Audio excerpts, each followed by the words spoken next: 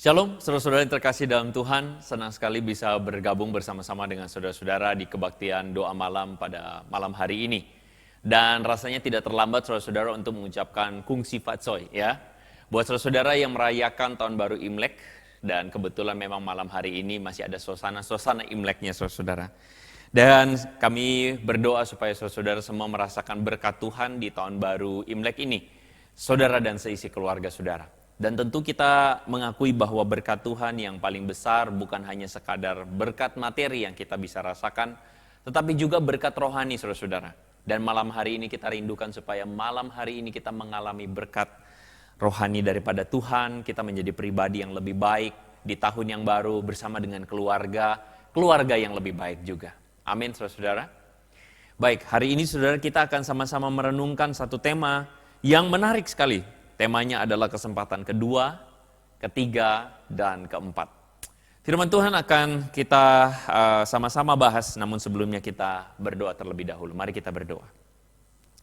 Bapa di surga, kami rindu supaya malam hari ini Tuhan berbicara dan menolong kami, agar kami boleh berjumpa dengan Tuhan secara pribadi. Di dalam pemberitaan firman-Mu, kami dan seisi keluarga kami mengalami berkat rohani di tahun baru ini. Di tahun baru Imlek ini kami mengalami Tuhan. Bapa, kami berdoa biar Engkau berbicara, Engkau menolong kami supaya kami menghidupi firman-Mu dengan setia dan benar. Di dalam nama Yesus kami berdoa. Amin. Saudara-saudara, firman Tuhan kita dasari dari Lukas pasal 22 ayat 31 sampai 34. Firman Tuhan berkata demikian. Ini adalah percakapan Yesus dengan murid-muridnya pada waktu perjamuan malam, saudara-saudara, atau the last supper, perjamuan terakhir. Yesus berkata begini, Simon, Simon, lihat, iblis telah menuntut untuk menampi kamu seperti gandum. Tetapi aku telah berdoa untuk engkau supaya imanmu jangan gugur. Dan engkau, jikalau engkau sudah insaf, kuatkanlah saudara-saudaramu. Jawab Petrus, Tuhan, aku bersedia masuk penjara dan mati bersama-sama dengan engkau. Tapi Petrus berkata, aku berkata padamu Petrus, hari ini ayam tidak akan berkokok sebelum engkau 3 kali menyangkal bahwa engkau mengenal aku. Demikian jawab pembacaan firman Tuhan, saudara. Saudara, ketika mempersiapkan bagian firman Tuhan ini, saudara, perhatian saya tertuju kepada sebuah istilah yang muncul, saudara-saudara, tentang bagaimana kemajuan teknologi yang maju hari-hari ini, saudara. Istilah itu adalah sebuah istilah yang bertajuk cancel culture atau budaya pembatalan. Saudara mungkin bingung sebenarnya cancel culture ini apa? Cancel culture ini adalah sebuah budaya yang muncul, saudara-saudara, sebagaimana diungkapkan di New York Times, budaya ini adalah budaya yang mengakibatkan orang atau setiap netizen, setiap orang, saudara yang punya handphone, yang saudara punya social media, ada yang namanya netizen power, yang kemudian bertendensi saudara-saudara untuk menghancurkan reputasi atau meng-cancel seseorang, entahkah dia public figure atau siapa, mengungkapkan keburukan-keburukan, menghancurkan reputasinya sehingga orang tersebut dikucilkan dari society, begitu saudara-saudara. Jadi ceritanya kalau misalnya ada seseorang yang kemudian dibongkar aibnya atau dibongkar kesalahannya, maka kemudian netizen mencari-cari kesalahan yang lain, kemudian dibongkar habis-habisan saudara-saudara sehingga orang tersebut tidak lagi punya satu reputasi yang baik. Atau mungkin bisa dikatakan langsung memiliki sebuah karakter yang dimatikan beramai-ramai oleh netizen. Saudara kalau suka buka Lambe Turah, nah itu salah satunya saudara-saudara ya. Satu akun yang kemudian membongkar keburukan-keburukan atau kebobrokan tokoh-tokoh tertentu saudara-saudara ya. Sampai akhirnya suka atau ini menjadi satu ajang yang baik buat para tukang-tukang gosip saudara-saudara ya, menggosipkan, membongkar aibnya dan habis. Saudara, ini menjadi baik ketika memang betul ada orang-orang atau katakanlah misalnya ada seorang yang jahat atau seorang yang memang hatinya buruk atau seorang penipu, seorang mungkin, mohon maaf, predator seksual dan sebagainya, dibongkar saudara-saudara supaya semua orang aware, ini baik. Tetapi menjadi keliru ketika ada orang yang mungkin melakukan kesalahan dan bisa saja tidak melakukan kesalahan, tetapi kemudian dituduh kepadanya hal-hal yang tidak seharusnya. Misalnya pernah terjadi kepada seorang artis bernama Denny Sumargo, saudara-saudara ya. Denny Sumargo ini adalah seorang yang pernah dituduh karena ada seorang wanita yang berprofesi sebagai seorang DJ yang menuduh Denny ini menghamili dia. Saudara, yang namanya media massa tidak rame kalau tidak hot, tidak clickbait saudara-saudara. Ya, bahkan namanya media massa hari ini berlomba-lomba mencari perhatian publik. Akhirnya booming saudara-saudara, dan akhirnya Denny mengaku selama 6 tahun hidupnya berantakan habis-habisan. Ketika dia diwawancarai oleh Deddy Corbuzier saudara-saudara ya. Hidupnya hancur berantakan gara-gara fitnahan tersebut. Dan akhirnya di kemudian hari, di belakangan hari, diketahuilah bahwa tudingan tersebut tidak benar. Tetapi nasi sudah jadi bubur. Denny Sumargo saudara-saudara akhirnya memiliki atau mengemban mau tidak mau, memikul stigma negatif dari semua orang akibat cancel culture ini saudara-saudara.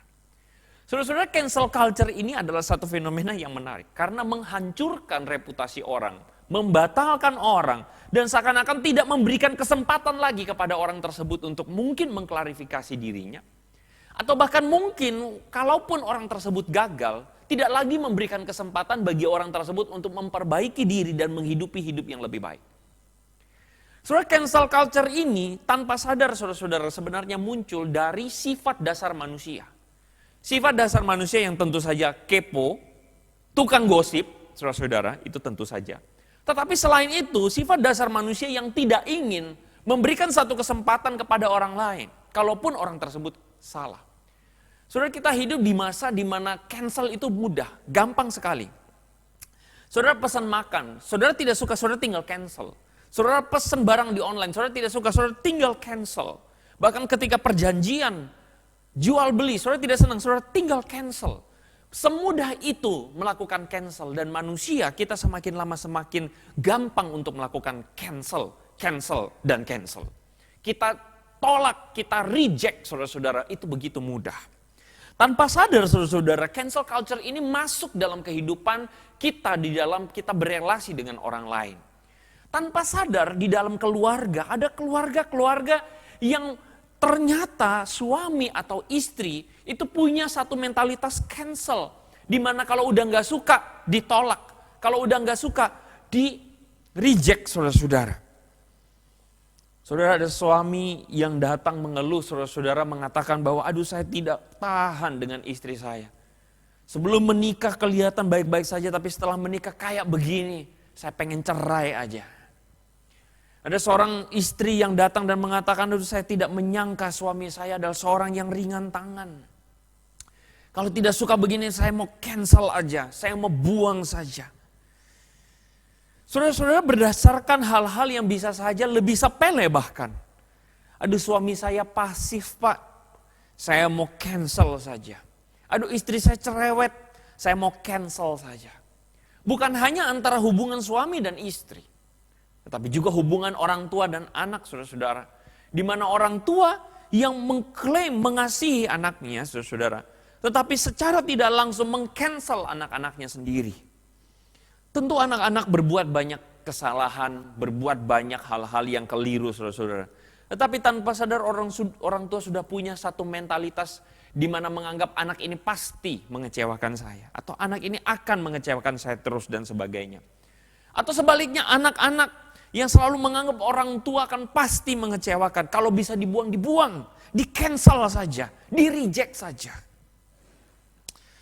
Saudara, kalau mau jujur, mungkin untuk mengawali perenungan firman Tuhan ini, saya mau bertanya dan jujur, mari kita menjawab dalam hati kita. Kalau saudara bisa diberikan pilihan, saudara bisa diberikan pilihan. Entah kepada pasangan, entah kepada anak, entah kepada orang tua. Jika memang bisa di-cancel, saudara ambil opsi itu atau tidak? Saudara cancel atau tidak? Nggak bakal sih Pak. Saya sayang sama pasangan atau saya sayang sama anak. Saya sayang sama orang tua. Tapi jujur saya mau tanya. Kalau saudara dikasih pilihan untuk cancel, saudara bisa cancel tidak? Mungkin kalau kita jujur dengan diri kita, bisa jadi kita punya cancel culture dalam hidup kita. Kalau bisa memilih, saya tidak memilih untuk menikahi dia. Kalau bisa memilih, saya tidak memilih untuk punya anak seperti dia. Atau kalau bisa memilih, saya tidak memilih untuk punya orang tua seperti dia. Saudara, saya mau bertanya, bagaimana jika Tuhan bermental cancel culture terhadap kita? Saudara, firman Tuhan yang kita baca hari ini menceritakan satu kisah yang sangat menarik. Satu kisah di mana pada waktu itu Yesus sedang makan bersama-sama dengan murid-muridnya. Dan menariknya waktu itu Yesus mengeluarkan satu pernyataan atau satu peringatan kepada Simon Petrus. Simon, kata Yesus, lihat, iblis telah menuntut untuk menampi kamu seperti gandum. Saudara-saudara, perkataan Yesus yang mengatakan kepada Simon, lihat iblis telah menuntut untuk menampi kamu. Itu adalah sebuah idiom, peribahasa saudara-saudara yang pada waktu itu digunakan untuk orang pada waktu itu misalnya menampi gandum saudara-saudara dari kulit-kulitnya saudara-saudara. Biasanya ditampi sampai gandum itu murni. Saudara, Yesus ingin mengatakan kepada Simon bahwa Simon, engkau akan berhadapan dengan sebuah ujian iman. Simon, engkau akan berhadapan dengan sebuah ujian yang sebentar lagi akan kamu hadapi. Sebuah ujian yang sebenarnya gak main-main, kata Yesus. Yesus mengatakan, aku berdoa supaya imanmu itu jangan gugur. Dan supaya engkau, jika engkau sudah insaf, kuatkan saudara-saudaramu. Tapi saudara, kita tahu bahwa pada waktu itu Simon dengan begitu percaya diri, Simon mengatakan bahwa Tuhan, aku bersedia masuk penjara, mati bersama-sama dengan engkau. Saudara, perkataan Simon ini tidak bisa kita tafsirkan sebagai perkataan yang, saya dulu waktu kecil saya ingat ada seorang pengkhotbah yang mengatakan Simon ini orangnya asal ngomong, tapi tidak sungguh-sungguh. Simon ini asal ngomong tetapi tidak sungguh-sungguh. Menurut saya tidak. Menurut saya Simon ini sebenarnya sungguh-sungguh. Saudara, Simon betul-betul sungguh-sungguh mengatakan bahwa Tuhan, aku bersedia masuk penjara, mati bersama-sama dengan engkau. Lalu saudara bertanya sama saya, loh, bukankah Simon akhirnya menyangkal Yesus? Oh iya, kita mesti lihat konteks. Kalau saudara baca konteksnya, saudara lihat, saudara mengerti bahwa sebenarnya Simon bukan tidak bermaksud untuk menipu Yesus. Atau Simon bukan cuma asal ngomong, bukan. Simon itu sebenarnya sungguh-sungguh. Sungguh-sungguh bagaimana? Simon sungguh-sungguh karena Simon waktu itu memahami bahwa Yesus akan menjadi Mesias yang akan berperang melawan Roma. Berperang melawan Romawi. Sehingga saudara-saudara, Simon pada waktu Yesus ditangkap di Getsemani, Simon mengeluarkan pedang saudara-saudara dan kemudian menebas telinga dari hamba imam besar Kayafas waktu itu bernama Malkus. Telinganya putus saudara-saudara. Ini menunjukkan bahwa Simon itu sudah siap mati, siap berperang demi Yesus. Membela gurunya tersebut. Tetapi sikap Yesus yang kemudian menegur Simon untuk menyarungkan pedangnya dan mengatakan siapa yang akan memakai pedang akan mati oleh pedang. Perkataan Yesus tersebut mengagetkan dan mengejutkan Simon. Membuat Simon tidak menyangka, loh bukankah aku mau berperang demi engkau, bukankah ini yang kau mau Tuhan? Tetapi Yesus mengatakan bukan itu yang aku mau. Aku akan menjadi Mesias yang mati menyerahkan nyawa-nyawaku dengan disalib dan dipermalukan orang. Saudara, Simon tidak siap dengan situasi itu. Simon tidak siap bagaimana mungkin Mesias itu mati di kayu salib sebagai penjahat. Simon tidak siap. Simon tidak bisa mengerti pada waktu itu bagaimana mungkin Tuhan merendahkan diri, itu tidak mungkin. Simon tidak paham. Dan itulah yang membuat Simon terguncang. Itulah yang membuat Simon menyangkal Yesus. Itulah yang membuat Simon bingung dengan dirinya. Dia udah siap mati, tetapi bagaimana mungkin Yesus yang dia bela justru menyerahkan diri untuk disiksa dan dituduh, difitnah dan mati di kayu salib. Simon tidak nyangka situasi itu, saudara-saudara. Dan bukankah itu menunjukkan keterbatasan kita sebagai manusia? Saudara, ketika saudara berjanji dengan pasangan, aku berjanji untuk mengasihi, setia, dan sebagainya. Saudara, bukan berarti ketika kita berjanji, kita bohong dan main-main bukan dengan janji tersebut. Meskipun saya tahu bahwa ada pasangan-pasangan yang tidak memahami ketika mengucap janji di hadapan Tuhan. Mereka tidak paham dan mungkin ada sebagian yang main-main di hadapan Tuhan. Saya tahu itu. Tetapi saudara-saudara, saya percaya bahwa saudara yang mendengarkan khotbah ini, saudara setuju dengan saya bahwa ketika saudara berjanji dengan pasangan di hadapan Tuhan pada waktu pernikahan saudara, saudara berjanji dengan sungguh-sungguh. Tetapi jujur, ketika menjalaninya tidak semudah janji yang diucapkan, bukan? Saudara tidak menyangka bahwa pasangan saya adalah pasangan yang demikian. Saya nggak nyangka, Pak, pasangan saya joroknya minta ampun. Betul? Kalau habis mandi, handuknya ditaruh aja di atas kasur. Basah itu kasur, saya tidak nyangka dia begitu. Saya tidak nyangka pasangan saya kalau habis makan, cuman geletakin makanan. Saya tidak menyangka istri saya malas luar biasa.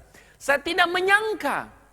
Saudara, banyak hal di dalam kita, dalam pikiran kita seperti Simon yang tidak menyangka bahwa yang terjadi adalah seperti itu. Akhirnya saudara-saudara, dalam banyak hal yang tidak kita sadari, keterbatasan kita itu, akhirnya saudara-saudara kita gagal. Kita gagal dalam mengasihi pasangan, kita gagal. Ada situasi-situasi yang pelik saudara-saudara. Kadangkala dalam pelayanan, dalam penggembalaan saya menemukan ada kasus-kasus yang tidak semudah.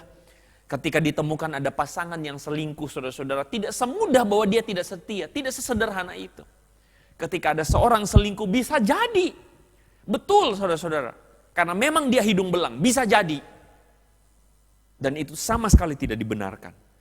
Tapi bisa jadi karena pasangannya juga saudara-saudara tidak memenuhi ekspektasinya. Akhirnya kita gagal. Ada orang-orang yang gagal untuk setia. Gagal untuk memegang janjinya. Gagal. Karena memang kita manusia yang terbatas. Ada orang tua yang kecewa dengan anak-anaknya. Kenapa? Karena anak-anaknya sudah berkali-kali dikasih kesempatan. Tetapi gagal dan gagal. Anak-anak yang belajar, anak-anak yang sedang bertumbuh untuk menjadi orang dewasa. Tapi kita mengakui bahwa dalam kemudahan mereka gagal dalam memegang janji. Anak-anak yang bertumbuh untuk menjadi orang dewasa ternyata punya keterbatasan dan gagal juga. Ada orang tua yang sudah menjadi orang tua tetapi ternyata mengalami kegagalan terhadap anaknya. Karena mereka adalah orang tua yang terbatas dan juga orang tua yang berdosa. Ada orang tua yang mengira membesarkan anak dengan cara dikerasin. Anak harus dikerasin.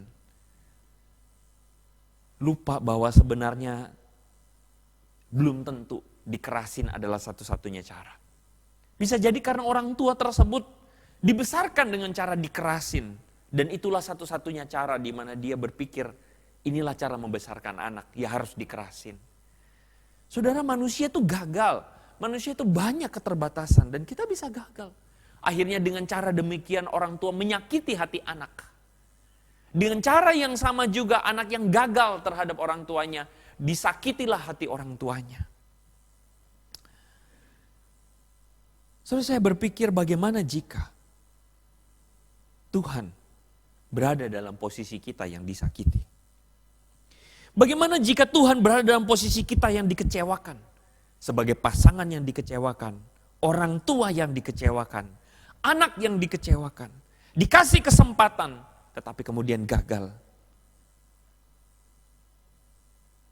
Yesus memperingatkan Simon Petrus, Simon, aku berkata kepadamu, hari ini ayam tidak akan berkokok sebelum engkau 3 kali menyangkal bahwa engkau mengenal aku. Dan kita tahu, Simon dalam keyakinannya mengatakan, aku siap mati demi engkau. Aku siap di penjara demi engkau Tuhan. Simon gagal. Kalau saudara baca dalam Lukas pasal 22 ayat 61, saudara-saudara akan menemukan bagaimana Tuhan Yesus memandang Petrus. Lalu kemudian teringatlah Petrus akan perkataan Yesus. Dan Simon menangis. Menangis dengan sedihnya. Saudara, kegagalan yang dihadapi oleh Simon ini real, saudara-saudara. Dan sesungguhnya kita semua akan berhadapan dengan ujian-ujian itu.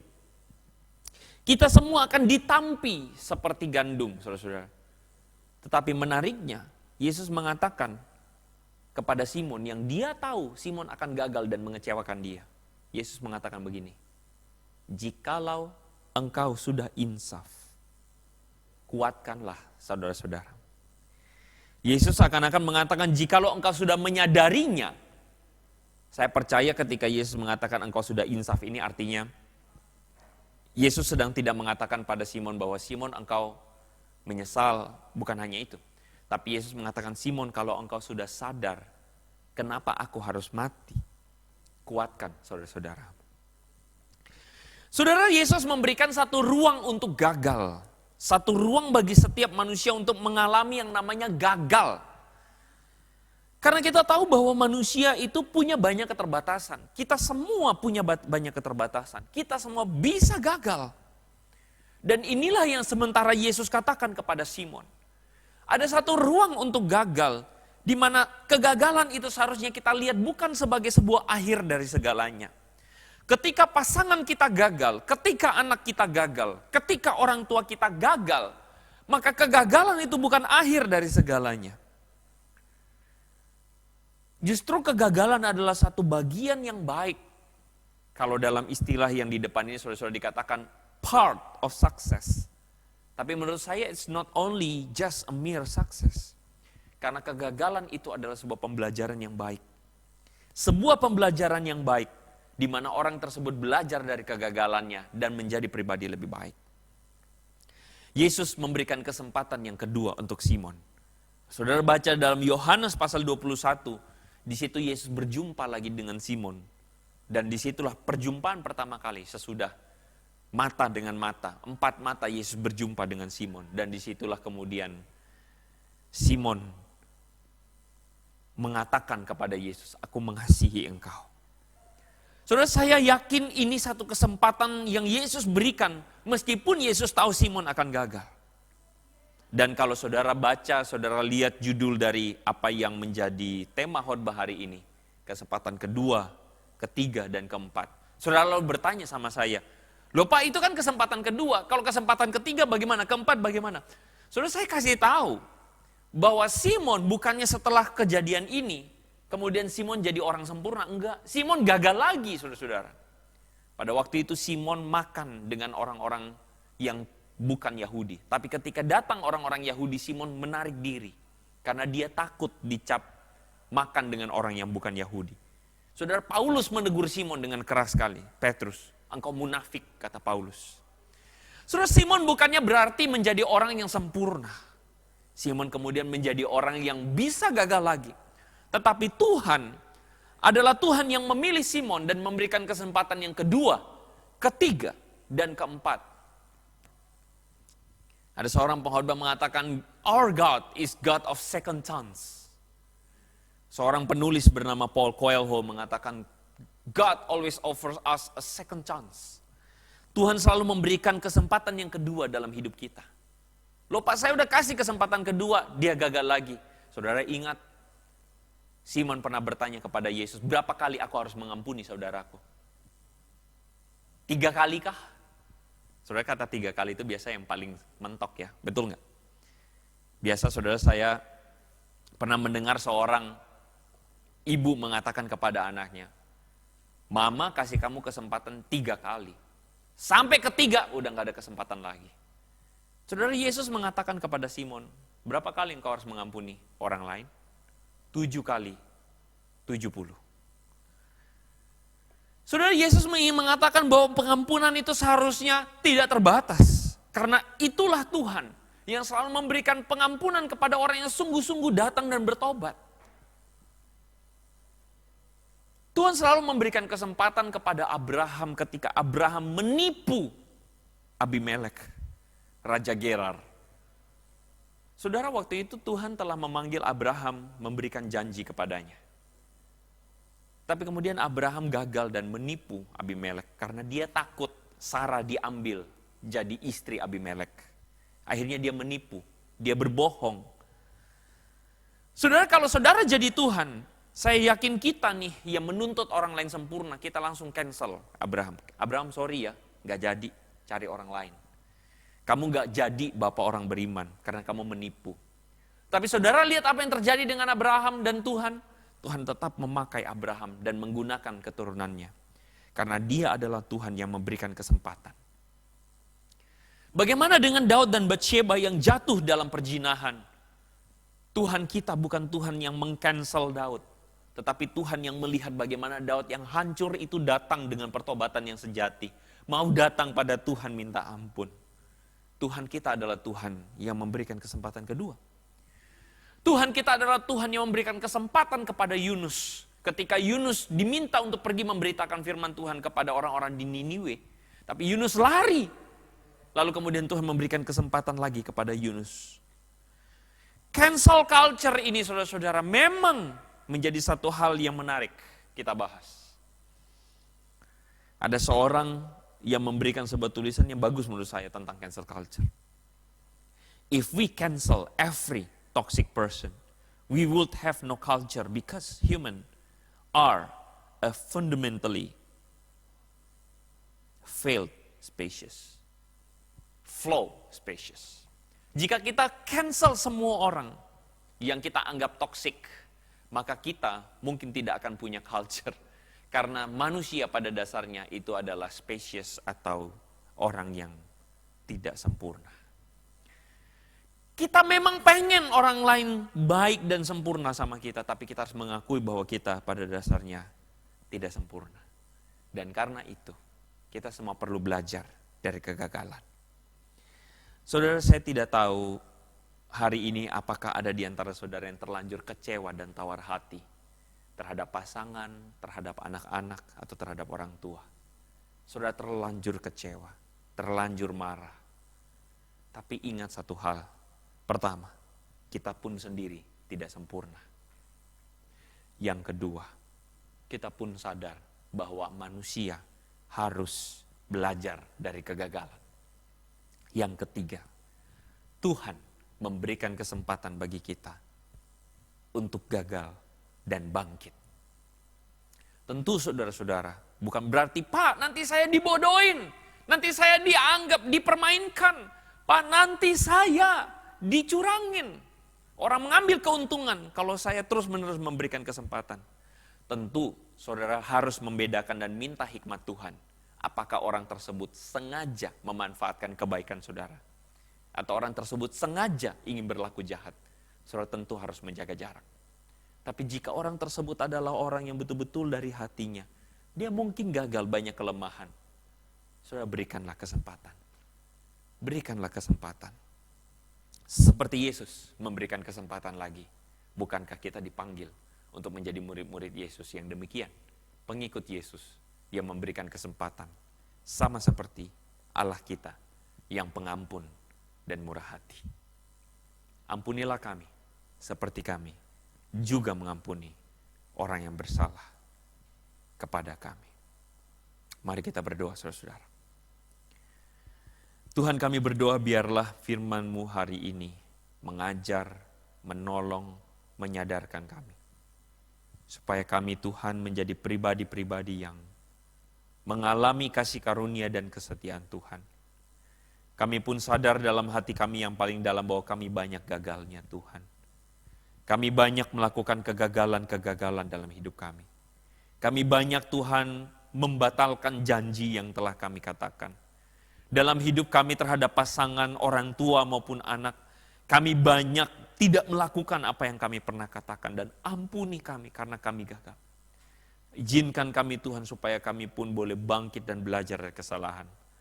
Dan izinkan kami untuk memberikan kesempatan kepada orang lain yang juga gagal terhadap kami.